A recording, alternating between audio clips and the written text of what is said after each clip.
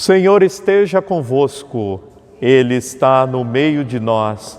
Proclamação do Evangelho de Jesus Cristo, narrado segundo Mateus. Glória a vós, Senhor. Naquele tempo, os 11 discípulos foram para a Galiléia, ao monte que Jesus lhe tinha indicado. Quando viram Jesus, prostraram-se diante dele. Ainda assim, alguns duvidaram. Então Jesus aproximou-se e falou: Toda autoridade me foi dada no céu e sobre a terra. Portanto, ide e fazei discípulos meus todos os povos, batizando-os em nome do Pai e do Filho e do Espírito Santo, e ensinando-os a observar tudo o que vos ordenei. Eis que estarei convosco todos os dias até o fim do mundo. Palavra da salvação, glória a vós, Senhor. Amados irmãos e irmãs, hoje a Igreja celebra e proclama a festa da Ascensão do Senhor. O que seria a festa da Ascensão?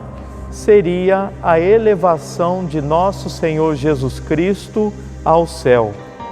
Mas ao celebrarmos hoje esta festa, não significa que Jesus está se distanciando de nós, que Jesus foi elevado ao céu e foi embora. Mas a Igreja celebra a sua nova presença. Então podemos dizer que não é uma ausência, e sim uma nova presença. Jesus nos explica isso ao nos dizer que era preciso que Ele fosse, é preciso que o Filho do Homem vá, para que depois se torne alegria, para que seja somente alegria, porque quando o Filho do Homem for, virá o Paráclito, o Espírito Santo. Então, como eu disse, é uma nova presença de Deus. Não é mais um Jesus histórico, mas sim um Jesus sacramental. Porque no momento em que Jesus ele encerra a sua missão aqui, agora começa a missão da Igreja através do Espírito Santo que nos capacita através dos seus dons. Veja a presença de Jesus na Eucaristia. Sem a partida de Jesus, não teríamos a sua presença na Eucaristia, pois Ele mesmo nos diz no final do Evangelho: Eis que estarei convosco até o fim dos tempos. Então é uma nova presença, uma presença diferente, através do batismo. Sem o Espírito Santo não seríamos batizados, como nos lembra hoje a leitura, que diz assim: vocês são batizados apenas com água, mas depois do Espírito Santo, vocês serão batizados com o Espírito, com a força de Deus. Então, gente, é uma nova presença. Agora começa a missão da Igreja. O Antigo Testamento tem uma forma bem clara de nos ensinar isso, quando nos lembra Elias. Quando Elias ele foi arrebatado ao céu, o seu discípulo Eliseu, ele fez uma pergunta a Elias. Ele disse: Senhor, antes de ir, me dá uma porção do seu Espírito. Eu quero 1/3 do seu Espírito, para que eu continue a mesma missão e que faça as mesmas obras que o Senhor fez. Então, Elias disse: quando eu for arrebatado e você estiver olhando para mim, neste momento vou conferir o meu Espírito e fará todas as obras. E nisso aconteceu. Elias foi arrebatado num turbilhão de fogo, arrebatado ao céu, enquanto o seu discípulo Eliseu observava e recebeu o seu Espírito. E depois toda a Bíblia narra que Eliseu fez as mesmas coisas que Elias fez, as mesmas obras que Elias fez. É um modo de explicar a palavra hoje. No momento em que as pessoas estão olhando, os discípulos estão olhando Jesus sendo elevado ao céu, Ele comunica o seu Espírito para que a gente faça as suas obras, continue através de nós. Então, cuidado quando a gente imagina que Deus é um Deus que vai vir trazer saúde, dinheiro para nós e muita alegria. Somente isso. E que nós não temos obrigação nenhuma de ajudar a salvar o mundo. Isso é um tremendo engano. Isso faz parte de uma mentalidade errônea da nossa parte. Por quê? Porque quando Jesus, Por quê? Vamos explicar direito.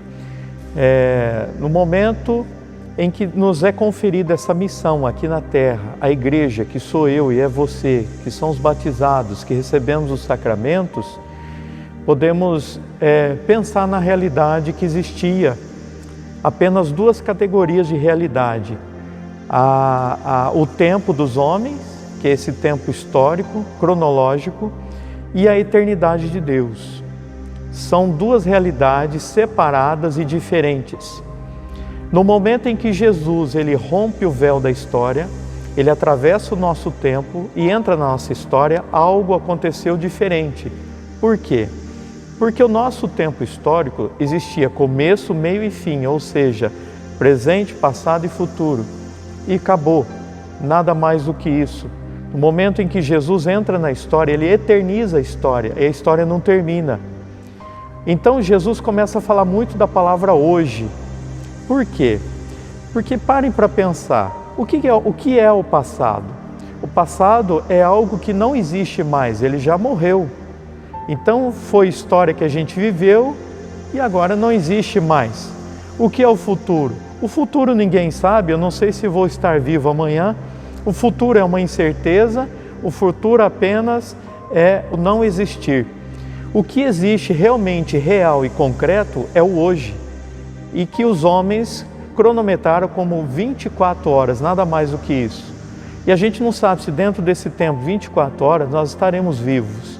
Uma incerteza.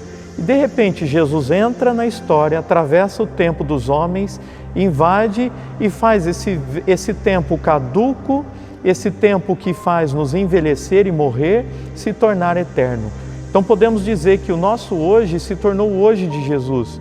Lembra que quando ele disse para o ladrão na cruz, hoje estará comigo no paraíso. Então hoje não termina mais com 24 horas, só terminará para os pagãos. Que como diz a Bíblia, no Novo Testamento, alguns dizem o insensato em seu próprio coração, comamos e bebamos, festejamos, vamos viver o hoje porque nós vamos morrer mesmo, vamos abusar do pobre, vamos ficar rico, vamos aproveitar enquanto a gente vive. Essa é a mentalidade do hipócrita e do pagão, porque ele acredita que o tempo, a vida é só essa. Então, por isso que tem muitos poderosos que se aproveitam dos pobres, dos inocentes, que roubam, que enganam, que mentem. E para quê? Porque eles não acreditam na eternidade. Nós que acreditamos na eternidade, nós acreditamos que hoje eu estou aqui, vivendo o meu hoje. Como é que vai ser o meu hoje? Um sorriso, vou acolher bem as pessoas. Como é que vai ser meu hoje? Eu vou fazer as obras de Jesus meu hoje, porque eu sei que o meu hoje se tornará a eternidade. Então é bonito olhar para a festa da Ascensão do Senhor, que nos faz elevarmos a essa realidade que os pagãos não enxergam. Muita gente ainda está com a mentalidade, ai meu Deus, morreu, acabou, e as pessoas estão trabalhando, estão preocupadas com o seu dinheiro, com o seu ganha-pão. Isso se chama pecado, ou seja, estão preocupados somente com as suas vidas. Uma vida efêmera, passageira, vazia, caótica, sem sentido e sem vida. Por isso que muita gente entra em depressão, muita gente fica doente. Às vezes as pessoas ficam assim pensando, nossa, que vida vazia é a nossa, né? E aquelas pessoas, pergunte para as pessoas mais ricas do mundo, que tem Ferrari, que tem mansões, que tem tudo. A gente pode perder isso de um dia para a noite e morrer. Mas para o pobrezinho, ou para a pessoa simples, ou para a pessoa cristã, ou rica, ou pobre, seja quem for, mas que ela seja cristã, ela está sempre vivendo o seu hoje, pensando que eu posso fazer de melhor para facilitar a vida do outro, para melhorar a vida da minha comunidade, para falar de Jesus para o mundo, para fazer o bem. Mas lembre-se, o contexto da palavra de hoje foi escrita para pessoas desanimadas, porque os discípulos estavam desanimando de fazer o bem, porque o mal vai sempre ir contra nós. Por isso que termina a primeira leitura dizendo: Galileia, o que estão aí parados olhando para o céu? Nós estamos olhando, vendo Jesus sendo elevado no mais alto do céu, e glória a Deus nas alturas, sim, mas é claro, a gente tem que ter a cabeça, o olhar para o céu, para a nossa meta que é o céu, mas parar de ficar somente com a cabeça nas nuvens. Tem gente que fica só na oração, na bênção, na oração, com a cabeça no céu, que delícia, mas vamos pisar na terra, porque a tua missão também é começar a fazer um caminho. Se não existir um caminho, não tem meta, não tem céu, não tem destino. Então parem de ficar olhando somente para o céu, sim, olhar como meta, mas vamos olhar para o nosso hoje e ver o que eu posso fazer de concreto para a minha vida e para o próximo. Eu estou tão desanimado, nem tenho força mais para viver o meu casamento, não tenho força para trabalhar, não tenho força nem para ajudar uma comunidade. Então é neste contexto que é escrito a ascensão. Os discípulos animados, e eles falam assim: ei, estão parados aí, vamos se mexer. A gente precisa trilhar um caminho sofrido muitas vezes, cheio de luta, mas é nesse caminho que a gente percorrer, no final compensará cada esforço, porque a gente acredita que o nosso hoje não termina aqui, e sim na eternidade. Louvado seja nosso Senhor Jesus Cristo, para sempre seja louvado.